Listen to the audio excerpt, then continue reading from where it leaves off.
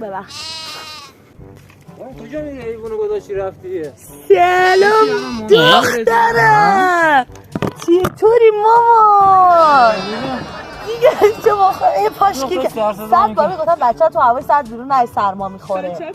آره همین گفتم. آره عزیزم خوشی بخوای نازش کنی؟ چرا؟ باش عزیزم اینا دورش بده سرما نخوره. آره مامانت می‌ذاره؟ آره خودت زندگی می‌کنه. بله گوسفندم من مامان بازیشم. سرما نخوره ببریم. نه سرما نمیخوره. زیاد میاریم جدی میگی؟